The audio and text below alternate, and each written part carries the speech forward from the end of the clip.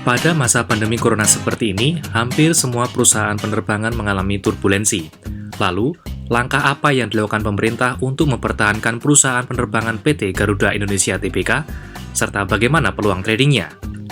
Pemerintah dalam hal ini adalah Kementerian Keuangan memutuskan tidak memberikan penyertaan modal negara atau PMN dan lebih memilih skema pemberian dana talangan berupa investasi non-permanen lewat SMV Kemenku. Keputusan tersebut berdasarkan hasil kajian antara Kementerian BUMN dan Kementerian Keuangan. Seperti yang kita tahu, merebaknya wabah virus corona mengakibatkan emiten berkode GIAA ini kehilangan banyak aktivitas penerbangan dan penumpang.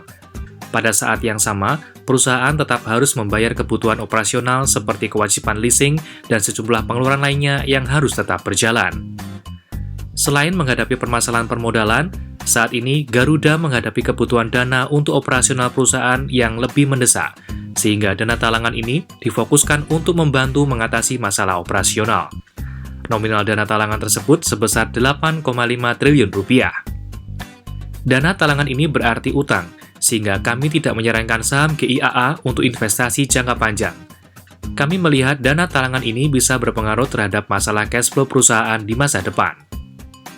Alasan lain yang membuat pemerintah tak menempuh jalur PMN adalah Garuda merupakan perusahaan terbuka.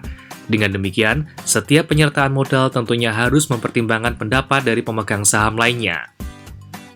Sebagian besar saham perusahaan berkode emiten GIAA ini dimiliki pemerintah dengan komposisi saham sebanyak 60,5%. Kemudian PT Trans Airways, salah satu lini usaha konglomerasi CT Group, memiliki saham sebanyak 25,6%. Sisanya dimiliki publik sebanyak 13,8%. Meskipun PT Trans Airways tidak dominan, mereka juga harus dimintai pendapat seandainya diperlukan penyertaan modal. Mengacu laporan keuangan 2019, GIAA diperdagangkan dengan PER 62,93 kali dan PBV 0,61 kali. Laporan kuartal pertama perusahaan akan terbit pada 29 Mei 2020 mendatang. Ingin tahu di mana saja peluang dan saham-saham potensial di tengah penurunan IHSG saat ini? Temukan jawabannya hanya di EM Trade.